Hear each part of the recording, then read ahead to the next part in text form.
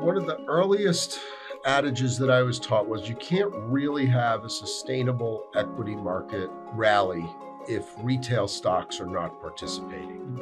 And it's a little tricky to separate that out because Amazon so dominates a lot of the measures of retail. And when I say retail, I mean stores, not people, not retail investors. But we're not seeing a very robust retail sector, stock-wise, and every so often you're getting some of these disasters du jour, which tend to be in retailers.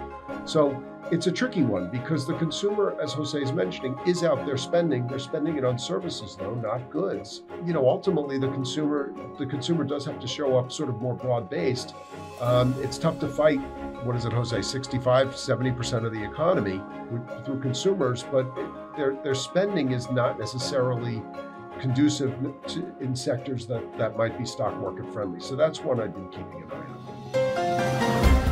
on. You're listening to IBKR Podcasts. Find more conversations at ibkrpodcasts.com. Please remember any trading discussions are for information purposes only and are not intended to portray recommendations.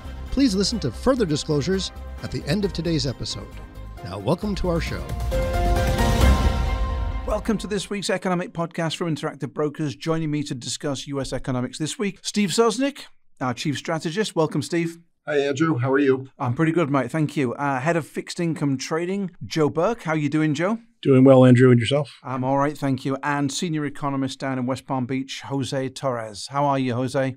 Doing great. Very excited to be here. Looking forward to it. Hi, Andrew. Thank you. We're looking forward to a good discussion. So just to put this in context for the audience, we're recording today's podcast at the start of June and 2 weeks ahead of the next FOMC meeting, at which the broad consensus already is that the Federal Reserve has reached a plateau in terms of its monetary tightening. And what's built into many investors' mindset is the prospect of cheaper money towards the end of the year, i.e. lower interest rates, should the US economy tip into recession. So we're here to dig into that concept a little deeper. Let's start with Steve Sosnick. 2023, Steve, has been characterized by extreme volatility, but that settled down as the potential end to the monetary tightening phase is in sight. Should investors expect volatility to resume, or is volatility by definition unexpected? Some of each. One of the things that's interesting, and I'm just going to contradict you a little because we are taping this in the afternoon on May 31st.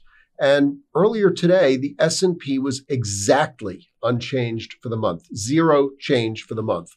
Now, that said, at the same time, NDX was up about 7.5%. So, there is volatility within things, but we haven't had a lot of 1% moves. We haven't had a lot of big days. We managed to escape the debt ceiling crisis, at least so far, without much drama. You can never get too complacent with volatility. I do think we've been sort of in a trading range as far as VIX is concerned. Let's call it 16 to 21. And I think as we approach the lower end of the range, it's prudent to think that something usually creeps in and pushes it back toward the middle to the higher end of that range. Jose, can you give us a textbook definition of what is a recession? Sure. Although I haven't published this textbook just yet, it's currently in the works. But I would say a broad decline in economic activity measured in real terms that lasts at least a few months. And an important aspect here, because we haven't dealt with inflationary recessions in a long time, it's in real terms. So even though earnings hold up, consumers hold up, inflation serves as a barrier to that growth. If I may jump in, a lot of people always think about a recession as being two negative prints in GDP, which we actually got recently, but that wasn't enough to call it a recession. It's sort of not a recession until a bunch of folks on the NBER say it is. How do you characterize it? It's much easier to categorize with a simple rubric, but how do you bring it in if you're trying to be more subtle? Well, you're absolutely right, Steve. The technical definition is 2 back-to-back quarters of negative real GDP growth. And I think the labor market, because it's remained so strong, albeit real consumer spending has been treading water, I think that's what the NBER was looking for to call last year a recession. And then also you had in the second half of 2022, you had stronger growth. And that sort of made 2022 a flat kind of year. So, Jose, where would you say the U.S. economy is right now heading into the June FOMC? Well, we're certainly late cycle. Earnings reflect that, significantly off peaks. Leading indicators continue to point downward. And what's really made this cycle much more difficult to read than previous cycles is the pandemic. The pandemic really unleashed unprecedented amount of liquidity. Folks, if you would have told folks last year that the Fed was going to 5 or 5.25 or 5.5, they would have said, oh, that means we're immediately going into recession. And as we can see through 2023, we're still not there, albeit we are sort of flatlining, but things are still holding up because all that liquidity, it takes a while to run down. In the past, you've had 1 trillion in liquidity injections. This time you had roughly 8 to 10 when you combine both the fiscal authorities and the monetary authorities. So that's made it really challenging this cycle to sort of gauge when the liquidity is going to run out. And I'm sure Steve will talk more about this later, and maybe Joe as well.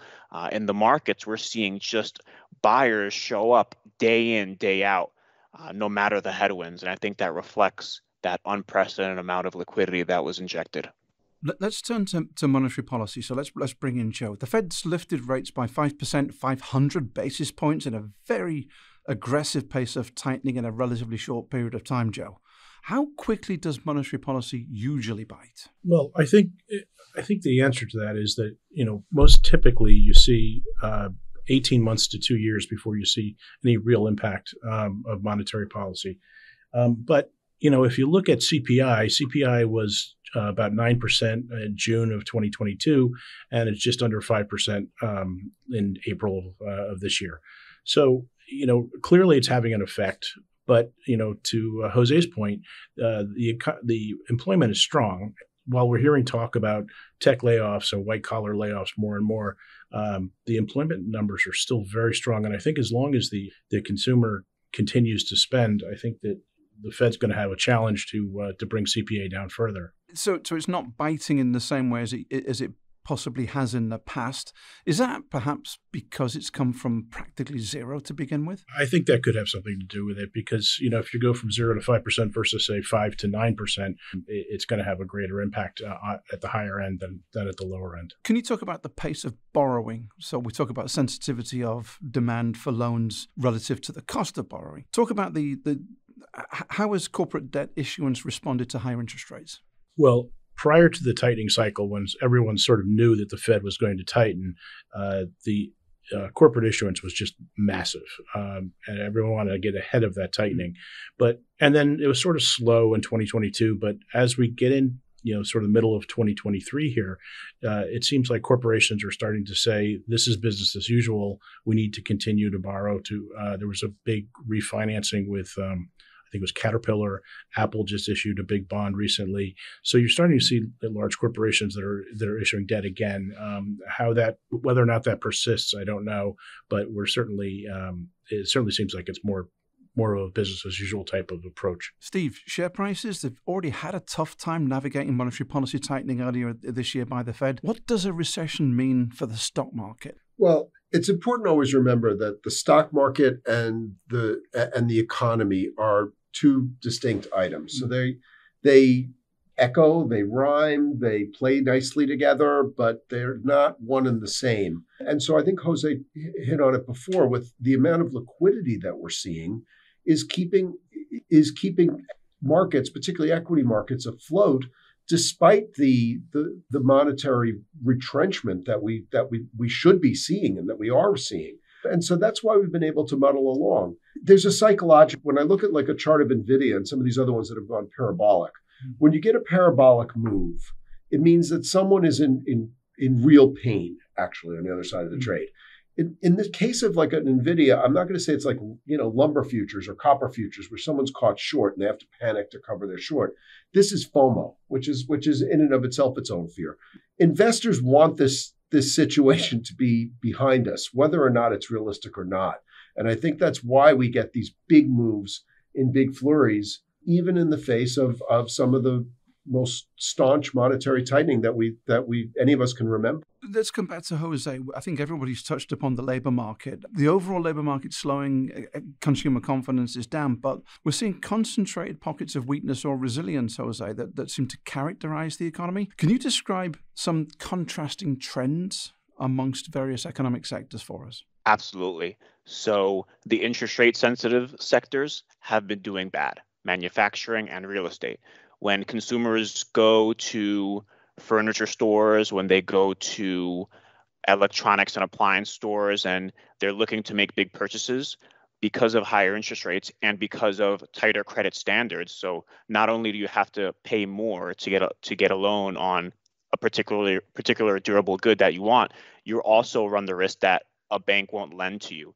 So that's made manufacturing conditions contract significantly from 2022. Also, pandemic shifts from goods spending to services spending made it where a lot of the folks have already all the goods that they need. In the real estate sector, pretty much it's been very tough with the inventory shortage as well as those high interest rates. And on the other side, services spending has been on fire, right?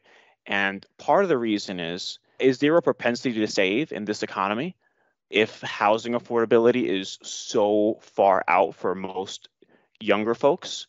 So what they're doing is Americans aren't saving as much as they were pre-pandemic, and they're spending a ton of money on services. This is airfares, restaurants, drinking parlors, amusement parks. They're having a good time. And that's really the juxtaposition that we're seeing now. The interest rate sensitive sectors are doing poorly in terms of transactions and money going in, but services are on fire. And services inflation is actually the toughest kind of inflation to pull back because services are very labor intensive. And what's happened is that employers, employees, and patrons are all learning to live with inflation, and it's working its way into expectations. And it's been very challenging for the Fed to bring that core CPI, that core PCE down. Hitting on what Joe said earlier, 9% CPI down to 5%.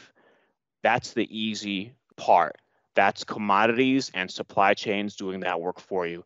From 5 to 2, a lot more challenging. We're going to talk about the mother of all recessionary indicators in a moment when we talk to Joe about the yield curve. But Steve, let me ask you, beneath the surface for stocks, are there other recessionary indicators that you monitor that are flashing? One of the earliest adages that I was taught was you can't really have a sustainable equity market rally if retail stocks are not participating. Mm-hmm. And it's a little tricky to separate that out because Amazon so dominates a lot of the measures of retail. And when I say retail, I mean the stores, not people, not retail investors. But we're not seeing a very robust retail sector, stock-wise, and and every so often you're getting some of these disasters du jour, which tend to be in retailers. So it's a tricky one because the consumer, as Jose is mentioning, is out there spending. They're spending it on services, though, not goods. Ultimately, the consumer does have to show up sort of more broad-based. It's tough to fight. What is it, Jose? 65-70% of the economy through consumers, but their spending is not necessarily conducive in sectors that might be stock market friendly. So that's one I've been keeping an eye on. Joe, to what extent is the Fed in control of monetary policy, specifically monetary tightening, when the yield curve inverts the way it has done and starts to predict recession? I think when we look at what the Fed can actually do is they can raise the Fed funds rate, raise or lower the Fed funds rate. They can't really do anything about the longer end of the curve. That's based upon so many things like inflationary expectations, technical issues, debt issuance, a variety of things. So to the extent that there's an inverted curve, is it a predictor of a recession? Yes. In the past, it has been, I think, every time except for one instance where it didn't. So the smart money would be on a recession going forward, but we don't know yet. Steve, any glimmers of optimism for the economy and share prices? Well, the fact that we're seeing money just flowing into the best performing names means that there is a lot of interest in the stock market, though it's clearly narrowing. And I point people to the piece I published today, the 31st of May. But the fact that people are still willing to participate and buy their favorite names, if that can turn into broad-based rotation, if the divergence, let's say, between the equal-weighted S&P or the equal-weighted NDX and the cap-weighted versions narrows because the bottom comes up rather than the top comes down, well, that's a potential positive.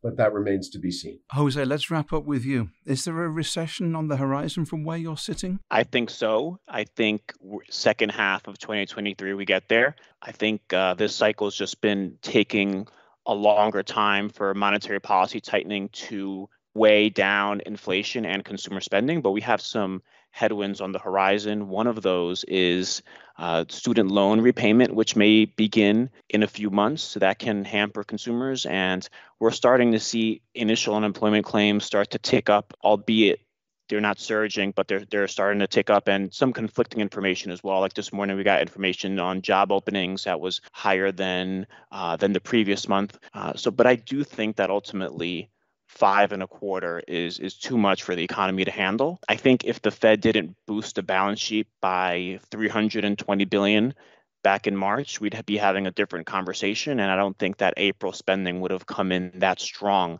had it been for those loosening in financial conditions that occurred specifically to save the regional banking sector. So I think we're going to have some economic pain in the second half of 23. Excellent. Joe Berg, Steve Sosnick, Jose Torres, thank you very much for stopping by the studio today. Thanks, Andrew. Thanks, Andrew. Terrific. And don't forget, folks, if you've enjoyed today's podcast, please leave us a review wherever you download your podcasts. And don't forget to check us out online at IBKRpodcast.com. Thanks for listening to IBKR Podcasts. As always, we have more episodes at IBKRpodcasts.com. And if you're interested in learning more about interactive brokers, visit IBKR.com.